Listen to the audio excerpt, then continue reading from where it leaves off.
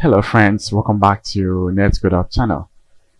Now in this video, we are going to talk about how to use HTTP file. That is a new feature in Visual Studio. Now, what do we use these HTTP files for? So they are used to test our API. So instead of running the Swagger UI, having all our post method, our get method, and other methods, we can use this HTTP file in it to test our API. Let's have a look with this. Actually, this is going to be a short video, so we don't want to waste time here. Now we have to create a new project, and that's going to be web API project. So launch a Visual Studio, then go to Visual, that's a web API. So for C#, click on next one, and I'm going to use just HTTP files project. So on the location that I want to keep it, let me choose a different location, so maybe this, and click on next. Alright, so I have 7.0 and 6.0, so let me choose a 7.0 as the framework, and I'll click on create to get this project created. Now, when this is done, we are going to apply the scaffolding to get our controller. So let's right click. So let's create our models first. So I'm going to add a class to this. And this class, let's make it at user. So this user class is going to have maybe a name. So let's say this user class is going to have a name and maybe address and location, something like that. Now let's see. So there's an int, and that's going to be the ID. Now the next one, we're going to have, let's say, name. And the last one,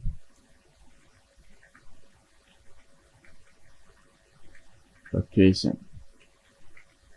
So that is our model. Okay, so right click on this, and you can go to add and our new scaffolded item. So we're going to choose API, and now we want to get all the action method using this EFCore. Okay, so with this, let's click on add and see. We have to install these packages first. So let's choose our user model, and let's create a DB context. So that's our DB context. Then we have our server here, SQL server. You want to use this name for the controller, so let's click on add, and as you can see, it is generating this code for us. And as you can see, it is installing this package, Microsoft.visualstudio.web.codegeneration.design. After that, it has to install all the required packages. You can see tools and SQL server. It has to install them before it can be used to generate our the scaffolding item. So as you can see, it is now building the project. So let's wait patiently for it. Now this is going to create all the CRUD operations for us automatically. So we need not to do it ourselves. So that is a new way to improve the time spent creating your API. So you can see we have the get, and that's also get by, here is get by ID, and here is going to get all. As you can see, I enumerable. And now this is so put, and that's going to be the update. So we are updating it. And now if you check this also the same thing. This is put, so this is adding a new item, and that is a delete. So we have our CRUD operation here. Okay, now with this we can run this application. to see what we have now. So we see within some few minutes, we are done with our controller and our model, our context, everything have been created and installed for us. Now you can see we are running it in the browser and we have the Swagger UI. We have all our CRUD operation here. So we can go for try this out. Let's see the outcome of this. So it is saying that cannot open database. Yeah, so you can't open this. It means you haven't performed database migration. So let's try that and see. So let's stop this. So let's go to tools and NuGet package manager console. So you can clear this. Now let's see add migration. Let's say initial. So let's wait to see if, yeah, so done. Now let's update. So update database. So before let's also check our, yeah, so this is done. Now see, when you go to our data folder, we have this context and it has referred this model that we created. So you're going to create a database table name as user. Now with this, you can try this over here. So when you go to views and let's click on SQL Server Objects. So we are going to see our database.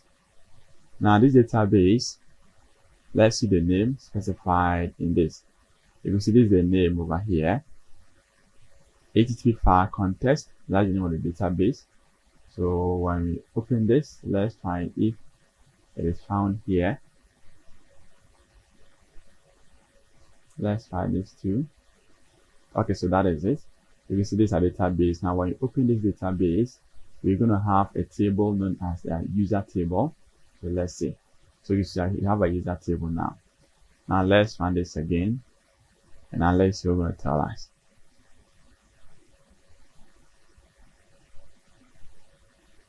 Okay, so now let's go for try this out. Now let's see. It has to return now. Good, so you can see that's an empty. So let's post a user here. This is a user. Let's post this. So successfully, let's get user. So you can see now we have one.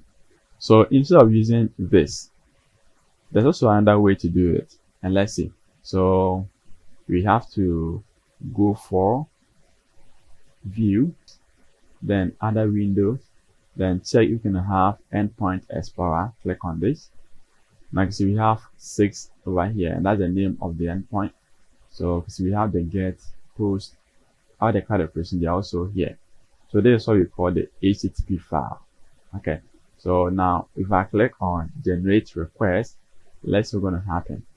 Now you can see I can now generate this request. Now it has stored the route, that's the URI over here with my port. So if I click on this, let's see, you see I have the list over here. So there's the list that I have. I can also grab the same thing. Let me grab same thing. But before that, let's go for the post, generate request. So there's the request. Now here you need to pass in the user data. So let's grab this from here. And now we need to pass, let's paste it here. Let's change, we don't need the ID. We need, so let's say this is string 1. Click on run this, and now it is done. Let's get the whole data. We have 2. So that is the post. We can also get by ID because we have ID 1 and 2. So generate this, passing the ID here. That's the ID 2. Run this, and I can see we have the ID 2.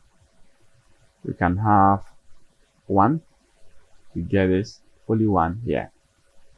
Now let's go for the that is the put, generate request.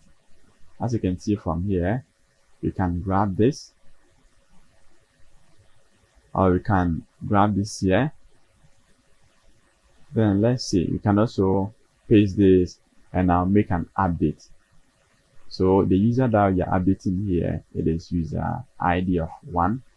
You want to change this to update, change this to update. Okay, now let's run this, let's execute this and see. Now let's get the whole data again. Let's get the list of data. So this has, let's try this again because we have an app update. So that's also done. And we can go for delete, passing the ID of 2. Run this. Now it is deleted. You see the response here, 204. Now let's get this again. We see the one is off. Okay. So you see we can perform all the CRUD operations. So we need not to be using the Swagger UI. We can use the HTTP file in it. Okay, so you can see when you come to this link, you can read a lot about this HTTP files and how to integrate it into your application. And now that is what I have shown you. But you can read more over here. You can see we can create a variable here. As we did, you can create the port as a variable. So you can just grab in the port. This is the URI and then the port. So instead of specifying the port over here, you can just create as a variable here. So that the next time you can change the variable, maybe the next one that you want to make a call with it. Also, it supports all the following verbs. So from get, option, get, up to connect. You can get everything. You can try that over here. And as you can see, we have a lot in here. That is what we've gone through at the basics one. You can just read this if you want to grab the detailed one. But actually, we've done the CRUD operation, how to get a CRUD operations or how to test your API with a CRUD operations using the HTTP verbs. Okay, so that is it for this video. This is going to be a short one, and I wanted to make it short as well. So I've tried to use it in your application, and it's very helpful instead of going to the times coming here to test the API in the Swagger UI in the browser. Use HTTP file in the same Visual Studio. Once you code, you can test it right here, and it works perfectly fine. Yeah. So that is it. Thank you so much for watching. If you like what I'm doing, give me a thumbs up, and see you guys in the next video.